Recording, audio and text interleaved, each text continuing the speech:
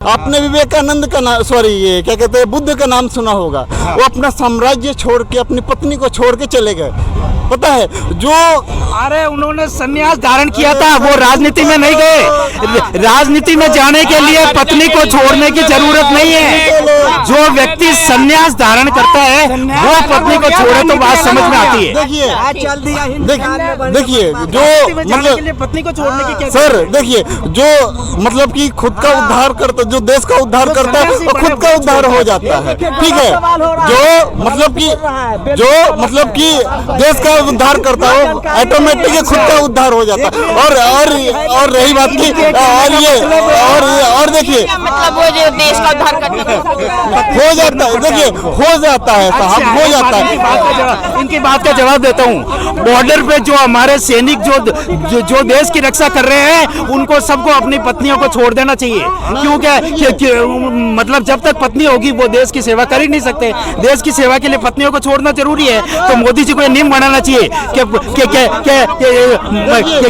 कहने का मतलब जो सैनिक सेवा कर रहे हैं उनको अपने और डायरेक्शन में लेके गए। ये देखिए विधानसभा में सर जवाब नहीं दिए। देखिए मेरा अपना फीडबैक है, राष्ट्रपति को नहीं बुलाया वो उनकी जिम्मेदारी है। जो विधानसभा ये छत्तीसगढ़ का सोनिया गांधी को इन्विटेशन दिया जाता है फीता काटने के लिए, इसमें जवाब दीजिए ना सर, बोलिए ना, अच्छा बोलते हैं। अब इसमें गोल जवाब देंगे सर। ऐसा है कि ये जो जिस घटना का जिक्र कर रहे हैं उस समय क्या परिस्थिति थी उस समय मेरी जानकारी में नहीं है, तो मैं उसके बारे में नहीं बोल सकता। पर मैं एक बात कह रहा हूँ,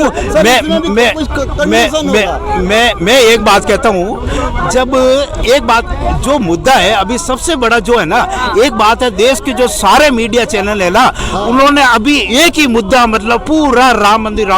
अरे भाई देश में दूसरे मुद्दे भी तो है, लोगों की समस्या है, वो सबको भुला दिया। मतलब कहने का मतलब है कि जब आदमी जब नशे में, कहने का मतलब जब कोई टेंशन में गिर जाता है, जब समस्या होती है ना तो उनको भुलाने के लिए नशा करना है। क्या लगता है और मुद्दों पे क्यों नहीं बात हो रही है? कह रहे हैं केवल राम मंदिर के मुद्दे पे बेवकूफ बनाया जा रहा है जनता को। अच्छा। ठीक है, महंगाई बात ही नहीं करेंगे इन्होंने, ठीक है, नौकरी बात ही नहीं करेंगे इन्होंने, कुछ नहीं। ये श्री राम के नाम पे वोट लेना चाहते हैं कि इन्होंने काम किया होता तो काम पे वोट, भैया मैंने ये काम किया हूँ। मुझे ये क्या दिखा रहे हैं? हाँ। ये फोटो देख रहे हो आप, कौन है ये? हाँ, BHU वाले। ये अभी मोदी जी के जो संसदीय क्षेत्र वाराणसी के अंदर BHU जो है बनारस हिंदू यूनिवर्सिटी, उस हिंदू यूनिवर्सिटी में एक छात्रा के साथ गैंग रेप किया और इनको अब गिरफ्तार किया। और ये घटना कब हुई थी?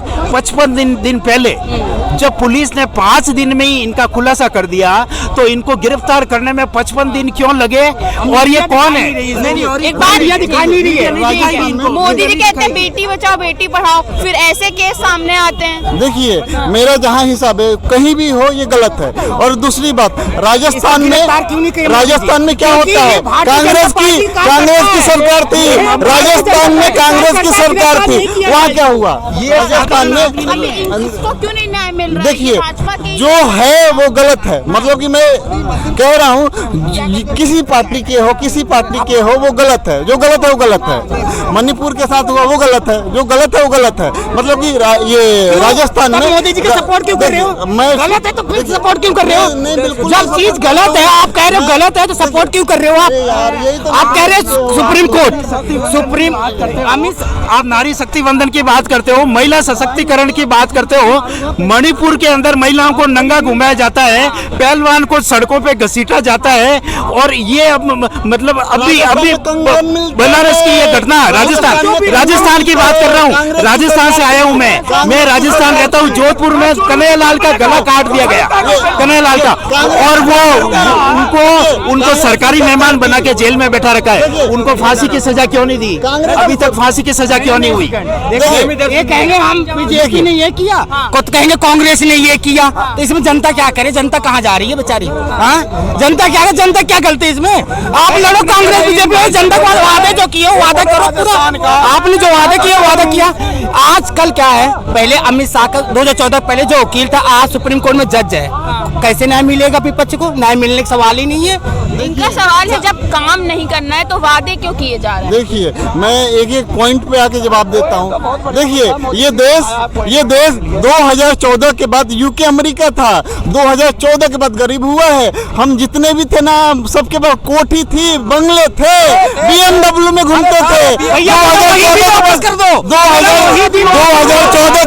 2014 के बाद गरीब हुए हैं सब, जितने भी है 2014 इनको जवाब ये महंगाई तो बढ़ गई है। पहले साइकिल मेरा BMW नहीं, तभी तो कह रहा हूँ महंगाई बढ़ी है, तभी तो हम गरीब हुए हैं। 2014 के बाद ये देश यूके अमेरिका था, यूके अमेरिका था, अभी अभी गरीब हुए हैं। 2014 के बाद गरीब हुए हैं मैडम। 2014 के बाद क्या विकास हुए ये बता दीजिए।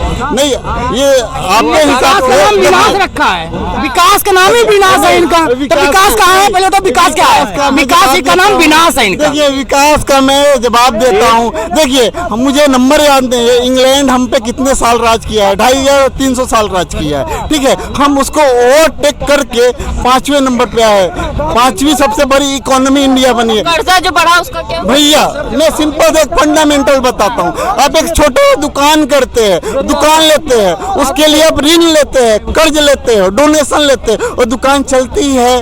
क्या लगता है 2024 में किसकी सरकार आने वाली है? ऐसा है कि 2024 में सबसे बड़ी बात तो है कि चुनाव निष्पक्ष होगा या नहीं।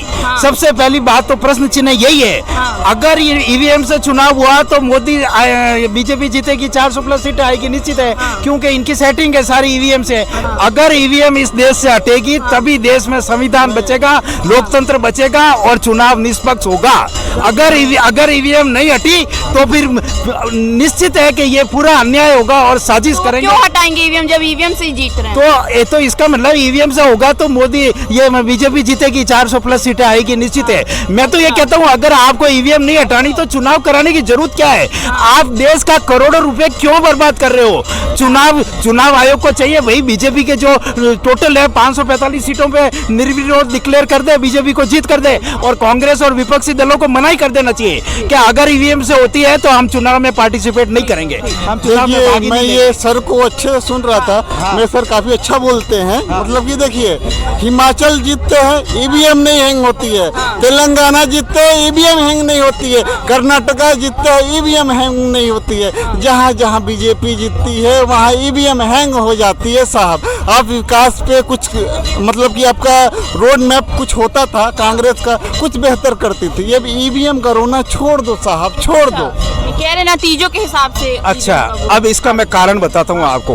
ये चुनाव आयोग है जो ये मोदी का पिट्ठू जो गुलाम कहते हैं उसको, क्योंकि चुनाव आयोग की नियुक्ति वही करते हैं और उनके लिए वो जना जनता के हित में और विपक्ष के हित में नहीं है, वो सिर्फ बीजेपी के हित में बात करता है। मोदी जब कहते हैं कि मूर्खों का सरदार, उनको नोटिस नहीं जाता है, मगर राहुल गांधी तो क्या पब्लिक की आवाज में अगर थोड़ा सा भी बोल दिया पनौती, उनको नोटिस चला जाता है। कहने का मतलब है कि वो अगर सबसे बड़ी बात कि मतलब जो अमित शाह एमपी में जाके बोलता है कि आप है ना बीजेपी को जिता दो, हम आपको अयोध्या की जो तीर्थ यात्रा फ्री में करवाएंगे। अरे आप कौन होते हो तीर्थ यात्रा? क्या आपकी बपोती है क्या अयोध्या का मंदिर? अयोध्या तो सबका है, जब भी हम चाहेंगे दर्शन करने चले जाएंगे। आप कौन हो ले जाने वाले? कहने का मतलब जब चुनाव आचार संहिता में लिखा हुआ है कि आप धर्म के नाम पे और शहीदों की शहादत के नाम पे आप वोट नहीं मांग सकते। 2019 में मोदी जी ने पुलवामा में शहीदों के नाम पे वोट मांगा और अब 2024 में ये धर्म के नाम पे वोट मांगेंगे। ये सबसे बड़ी के नाम पे वोट लिया जा, नहीं, धर्म के बात पे वोट मांग रहा है। आचार संहिता का खुला उल्लंघन हो रहा है। आप राम का नाम लेते हो, राम की जो मर्यादा है, जो राम का जो आचरण था वो आपके व्यवहार में है ही नहीं। राम का आदर्श क्या है? राम का आदर्श क्या है? राम ने सबरी के झूठे बैर खाकर एक आदिवासी महिला को स्नेह और सम्मान दिया था, मगर आप क्या कर रहे हो? आप हमारी सबरी समान आदिवासी राष्ट्रपति द्रौपदी मुर्मू का अपमान कर रहे हो। लोकतंत्र में सर्वोच्च पद होता है राष्ट्रपति का, और आप संसद का उद्घाटन करते हो आप और राष्ट्रपति को इनवाइट भी नहीं करते हो। कितना बड़ा घोर अपमान किया आपने राष्ट्रपति द्रौपदी मुर्मू का। अब क्या है? अब तो देखो धर्म के नाम पे वोट लिया जा रहा है। ये संसद के ऊपर बोलना चाहता हूँ। आपको पता होगा ये छत्तीसगढ़ का विधानसभा मतलब कि बना था, वहाँ उद्घाटन करने सोनिया गांधी गई थी। सर अच्छा बोलते, 2 मिनट बोलिए इस पे। सर बोलिए 2 मिनट। अरे मैं स्टेट की बात नहीं करता हूँ, जो कहने का मतलब आज जो देश का जो संसद भवन है वो नेशनल लेवल का इस्तेमाल है। नेशनल लेवल, एक स्टेट लेवल की बात और नेशनल लेवल की बात अलग हो जाती है। स्टेट लेवल का जो संसद है तो लोकतंत्र में सर्वोच्च पद राष्ट्रपति है, तो आपने, चलो वो बात छोड़ो। अब दूसरी बात, राम कौन थे? राम का अपनी एक काल्पनिक सोनिया गांधी राम का अपने पत्नी के प्रति असीम प्रेम था। उन्होंने अपनी पत्नी के लिए रावण से संघर्ष किया, युद्ध किया, और आपने तो बिना तलाक दिए ही अपनी पत्नी को त्याग दिया। तो फिर आप राम का कैसे बात कर सकते हैं? राम ने अपने बुजुर्गों का, गुरुओं का सम्मान किया, और आप लाल कृष्ण आडवाणी और मुरलीधर जोशी जो संस्थापक थे, जिन्होंने सोमनाथ से अयोध्या तक तीर्थ यात्रा की, ज्यादा मोदी से ज्यादा अगर राम मंदिर में योगदान है वो लाल कृष्ण आडवाणी का है। सर हमारे काफी उम्र में बड़े हैं, सर को पता होगा। सर सुन लो, सर सुन लो, उनको सर सुन लो, नहीं देखो ये लाल कृष्ण आडवाणी को, मैं जब लाल कृष्ण आडवाणी